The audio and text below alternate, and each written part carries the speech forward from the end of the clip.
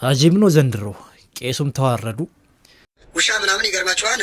ዛሬ ጀናሳ ነው የሚባለው በመሐመዳውያን ጀናሳ ይባላል። እና ለምን እንደሆነ ንገራቸው። ወላሂ እስቲ ጀናሳ መሆኑን ያሳውቁን። ወላሂ አናውቅም ነበር። ውሻ ጀናሳ መሆኑን አናውቅም፣ ግን ከሼህ ሀውዚን እስቲ ንገሩ ከየት እንደተነሳ። አሰላሙ አለይኩም ወራህመቱላሂ ወበረካቱ። ሰላም ጤና ፍቅር በያላችሁበት የዓለም ጥግ ዳር ድንበር ድረስ ነው ነኝ። እንደምናላችሁ ድና የተከበራችሁ የአኑን የቁም ነገር ቤተሰቦች ዛሬም እንደተለመደው በቁም ነገር በአስተማሪ ወቅታዊ ቪዲዮ ተመልሼ መጥቻለሁ። ይህንን ቪዲዮ ሁላችሁም ላይክ ጠቅ ያደርጋችሁ እንዲጀምሩ በአክብሮት ጠይቃለሁ። ወደ ዛሬ ቪዲዮቻችን እንገባለን። አብራችሁን ቆዩ። አሁንማ ግርግር ቆመ፣ ሁርሙዝም ተከፈተ፣ ሰላምም ወረደ መባሉን ስሰማ እንግዲህ ጀርመን ሁለት የጦር መርከቦቿን ወደ ሁርሙዝ መላኳን አሳውቃለች። እንደምታውቁት በጦርነቱ ወቅት ዶናልድ ትራምፕ ኧረ የወዳጅ ሀገር ያለ ኧረ መርከቦቻችሁን ላኩልኝ ድረሱልኝ ብለው በተደጋጋሚ ቢለምኑም የአውሮፓ ሀገራት ጆሮአቸው ውስጥ ጥጥ ወጥፈው ሁሉ ምናምን ባልሰማላሽ ሲሉ እንደነበረ ታውቃላችሁ። አሁን ሰላም መውረዱን ተከትሎ እንግዲህ የጀርመን መንግስት ሁለት የጦር መርከቦችን ወደ ሁርሙዝ ሰርጥ እንደላከና ሁርሙዝ ሰርጥ ላይ ተጥለው ያሉ ኢራን ጥላቸው ያሉ ፈንጂዎችን ለማጽዳት ወደዛ እንደተንቀሳቀሱ አሳውቋል። ነገር ግን ምን ብሏል? እዚህ ጋር መርከቦቻችንን ብንልክም ኦን ራውት ቢሆኑም ወደዛ እየሄዱ ቢሆንም ግን ከኢራንና ከኦማን ፍቃድ ጠይቀናል፣ ከነሱ ፍቃድ እስክናገኝ ድረስ እዛው አካባቢ እንጠብቃለን ብለዋል። ስለዚህ የጀርመን ዲፌንስ ሚኒስትር እንዳሳወቁት ብቸኛ ወይ ወደ ሁርሙዝ የሚገቡት ከኢራን ፍቃድ ሲያገኙ እንደሆነ አሳውቀዋል። አያደ ብራዘር በኤጅ ሶፍ የድሮ ሰዓት ይሄ እንደልብ መርከብን እየነዳ በሁርሙዝ ሰርጥ የምትንከላወስበት ጊዜ አብቅቷል። ከዚህ በኋላ ያለ ኢራን ፍቃድ አይደለም መርከብ ዳክያ አትዋኝም ሁርሙዝ ሰርጥ ላይ። እንደዚህ ነው ጉልበት ሲኖር ስራ ስትሰራ ስራ ሰርተ በአገር ውስጥ ራስን ዲፌንድ የምታደርግባቸው ነገራቶች ተመራምረ ደርሰ ራስን ዲፌንድ ስታደርግ ፖሊሲን ማስከበር መብትን ማስከበር ስችል በጉልበት ዓለም በሙሉ ከአንተ ፍቃድ እየጠየቀ ነው መብትህ ላይ እንትን የሚለው። አለበለዚያ ግን ዝም ብለህ የኢትዮጵያ ህዝቦች ከዚህ የምትማረው ምንድን ነው? እዚህ ሀገር ላይ ፍትህ ምናምን እዚህ ዓለም ላይ ፍትህ ምናምን የሚባል ሳክስ ዲሞክራሲ ወፍ የሚባል ነገር የለም። በጉልበትህ ነው፣ ሁሉም በጉልበቱ ነው መብቱን የሚያስከብረውና ከዚህ ልትማር ይገባል። አሁን ዶናልድ ትራምፕ እዚህ ግድባችን ምናምን ነገር እያሉ ነው አይደለ? አዳሜ የኢትዮጵያ አምላክ ምናምን የሚባል ጀለስ የለም። ፈርስት ኦፍ ኦል የኢትዮጵያ አምላክ የሚባል ለኢትዮጵያ ብቻ ያለ ጀለስ የለም። እና የኢትዮጵያ አምላክ ሳይሆን የሚያስከብር ስራህ ነው። አምላክ አለ፣ የኢትዮጵያ አምላክ የለም። አምላክ ደግሞ ስትሰራ ያበረታታል። አይ ይብራብኝ ብዬ ተኛለሁም ካልክ ይመች ነው የሚል ገባ፣ መብትን አይነካም። ስለዚህ የኢትዮጵያ ህዝብ ወይ ከኢራን የምትማረው ነገር ምንድን ነው? there is no way በጉልበት እንጂ ሌላ በምንም መብት ልታስከብር እንደማትችል። ስለዚህ መስራት፣ መመራመር፣ ኢኮኖሚን ማሳደግ፣ ጥቅሞችን ማሳደግ that's the only way መብት ልታስከብር ጥቅምን ልታስከብር የምትችለው ማለት ነው። ለማንኛውም የአውሮፓ ሀገራቶች እስከዛሬ ድረስ ሲለመኑ ላሽ ያሉት አሁን መርከቦቻቸውን እያንጋጉ ነው። ግሪክም ወደዛ መላኳን አሳውቃለች። ግን ሁሉም ከኢራን ፍቃድ እየጠበቁ ነው ማለት ነው። ያለ ኢራን ፍቃድ አይደለም መርከብ ዳክዬም ስለማታልፍ ማለት ነው። ኢራን ዓለም አቀፍ እንግዲህ ሚዲያዎች አሁን ላይ መናገሪያ ያደረጓት ሀገር ሆናለች። ይህም የሆነበት ምክንያት ኢራን እንግዲህ ማትደፈረው የማትነካው ሰው ሁሉ የሚሳሳላት ሀገራት እንዳለ መሪዎች እንዳሉ የሚሳሳላትና አሜሪካ በመዳፈር ጥግ ድረስ እንግዲህ በጦርነት ለአምስት ወር እንግዲህ የፈጀ ጦርነት አድርገው ይህም ጦርነት አሁን ላይ እንግዲህ የሰላም ድርድር ፊርማዎች የተኩስ አቁም ስምምነት ፊርማዎች ሊደረጉ እንደሆነ ተሰምቷል። ከዚህ ጋርም ተያይዞ አሁን ላይ አንዳንድ የሆርሙዝ መከፈት የተለያዩ የነዳጅ በጣም ቀንሷል የተባለ ነው። እነዚህ ነገሮች ተፈጥረዋል። ሆርሙዝ ቢከፈትም አሁንም ግን ለመተላለፍ የኢራን ፍቃድ ያስፈልጋል። ኢራን በዚህ ጦርነት ራሷን ያስከበረችበት በጣም በርካታ መሪዎቿን ከአያቱላህ አንስቶ በጣም በርካታ መሪዎች ቢሞቱባትም ነገር ግን ጀግኖች የሚፈልቁባት ሀገር ነች። አንድ ጀግና ሲሞት ሌላ ጀግና ይመጣል። ሆኖም በዚህ ልክ እንግዲህ እየተካኩ ራሳቸውን ሊያስከብሩ ችለዋል። ይሄ የሚገርም እንግዲህ ለዓለም ሕዝብ ትልቅ ትምህርት የሰጠች ነች። ሰው ባወራ ሳይሆን በሰራ ነው። አሜሪካ ሁላችንም እናውቃታለን። በምኗ በወሬዋ ምናልባት በታሪክ ይህን ሀገር እንዲሰርታለች ሲባል፣ አሁን ላይ ግን የምናያት አሜሪካ እንደዛ ልትሆን አልተቻለችም። ውሻ ምናምን ይገርማቸዋል። ዛሬ ጀናሳ ነው የሚባለው በመሐመዳውያን ጀናሳ ይባላል። እና ለምን እንደሆነ ንገራቸው። ወላሂ እስቲ ጀናሳ መሆኑን ያሳውቁን። ወላሂ አናውቅም ነበር። ውሻ ጀናሳ መሆኑን አናውቅም፣ ግን ከሼህ ሀውዚን እስቲ ንገሩ ከየት እንደተነሳ መነሻውንም መድረሻውንም ይንገሩ። ከለካት አንድ ቀን መሐመድን አስቸገሩት። ለምንድን ነው ያስቸገሩት መሰራችሁ? አንተ ነብይ ነኝ ትላለህ። ነቢያቶች ደግሞ በእነሱ ቋንቋ ማለት ነው፣ በእኛ ነቢያቶች ደግሞ ተአምር ይሰራሉ፣ ብዙ ነገር ያደርጋሉ። ስለዚህ እኛ እንፈልጋለን ይፈልጋሉ። ምን ተአምራት? አሁን መሐመድ ወተት ሊያፈልቅ ነው። እሺ መሐመድ ምን ሊያፈልቅ ነው? ወተት ሊያፈልቅ ነው። እና ይገርማችኋል፣ ወተት ሊያፈልቅ መሐመድ ምን አለ? በሉ አለ እንግዲህ ሁሉም ሰዎች ነገ ተአምር ልሰራ ነው ትሰበሰባላችሁ አላቸው። እሺ አሉ። ከዛ በኋላ ሌሊት ሂዶ ቀበረ ምኑን ወተቱን ማለት። ከዛ በኋላ ልክ ያ የቀበረውን በምርኩዝ እንደዚህ ሲመታው አዮ ጉድ እኮ ነው። አጋጣሚ ሌሊት ይሄድና ውሻው ያንን ወተት ይላል። ይህን ሊቁ ነው የሚናገረው። እንደዚህ ከቁርአን አታገኙት ደነዞች፣ የሚገኘው ከሀዲሳችሁ። የሚገርም ነው። ከየትም ከማንም የማናገኘው እውቀት ነው ያስተላልፍ፣ ግን ከቁርአን ደግሞ አይገኝም ከሀዲስ እንጂ። እሺ የትኛው ክታብ ውስጥ ነው የሚገኘው ይሄ ነገር ጎበዝ? ይሄው ከሀዲሳችሁ። ከዛ እንትን ሲለው ሙስሊም ላይ ያለች ይችላል። ሙስሊም ላይ ያለች ኦርቶዶክሳውያን ላይ አይደለም የምትገኘው፣ ሙስሊም ላይ ያለች ይች ህስኑል ሙስሊም በተሰኘ ክታብ ውስጥ ነው የሚገኘው አለ። ማዕሉማ ቀውያ ወሙፊዳ።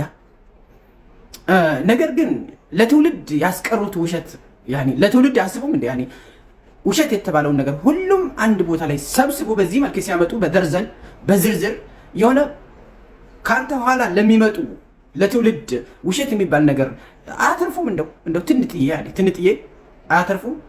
ያኒ ማስቀረት አልነበረባቸውም። ለትውልዱ አያስቡም። ገና ለሚመጣ ትውልድ ያኒ እኔ አሁን ከጨረስኩኝ ያኒ ገና ወደ ኋላ የሚመጣው ትውልድ በምን አይነት ቅጥፈት ይቀጥፋሉ ብሎ ነው የሚያስቡት። እናንተ አሁን ከጨረሳችሁ ማለት ነው ጋሽ። እነዚህ የውሸት ፋብሪካ ሲሆኑ አህባሾች ደግሞ ከነዚህ በደርዘን የሚገዙ ናቸው። ያኒ ተውዚዕ የሚያደርጉ አህባሾች ናቸው። እነዚህ ደግሞ ውሸትን የሚፈበርኩ ኩባንያቸው ነው ማለት ነው። ወሰለት المعلومة። እናንተ ቀሳውስቶች ሆይ ሰው ልጅ እንደ በፊት በተረት ተረት መጓዝ ትቷል፣ ማንበብ ጀምሯል። ድሮ በተረት ተረት ሰዎችን ስትመሩ የነበራችሁ ያ ተረት ሆኖ ቀርቷል። ወላሂ አይናችሁን ክፈቱ፣ አንብቡ። በውሸት ሰው መገፋት ትቷል። ይህ ድሮ ልጅ ሆነን የምንሰማው ነው። ድሮ ልጅ ሆነን የምንሰማው ነው። ሰው ተቀይሯል፣ እናንተ አልተቀየራችሁ።